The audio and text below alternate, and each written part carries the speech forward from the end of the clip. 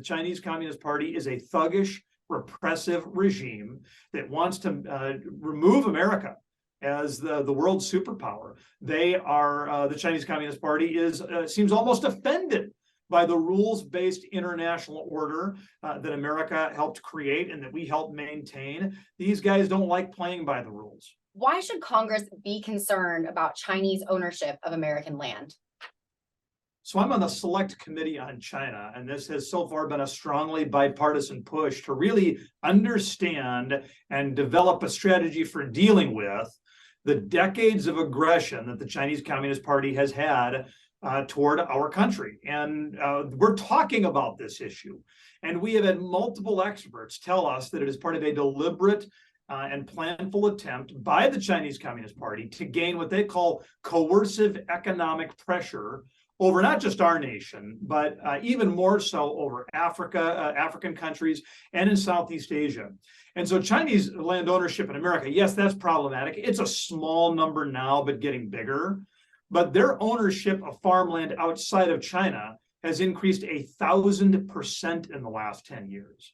And when they own that African farmland, when they own that Southeast Asia farmland, they gain more control over the whole global food supply. That gives them coercive power in the same way that Russia, supplying so much of Europe's energy, gave them coercive power over Europe during the earliest days of the Ukraine conflict. So is there a way for Congress to restrict foreign land ownership to adversaries like China without penalizing allies like Canada, who actually own much more American land than China? Yeah, I think that's an important distinction to make. Well, I don't want to. I am concerned about Chinese ownership, not just of farmland, but frankly of any key industrial sector.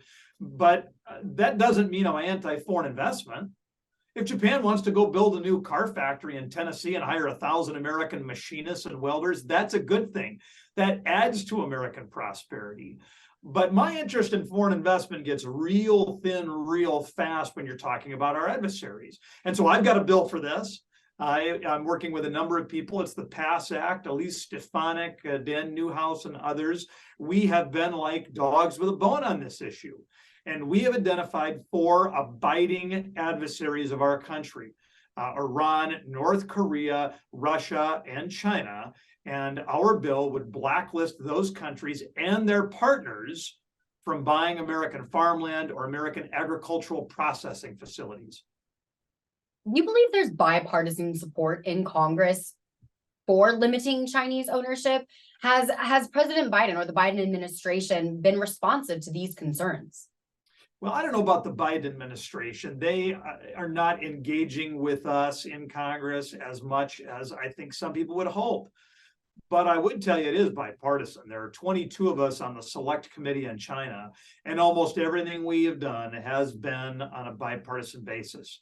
We are putting aside the partisan slings and arrows, instead to focus on the fact that the Chinese Communist Party is a thuggish, repressive regime that wants to remove America as the world superpower. They are the Chinese Communist Party seems almost offended by the rules-based international order that America helped create and that we helped maintain. These guys don't like playing by the rules.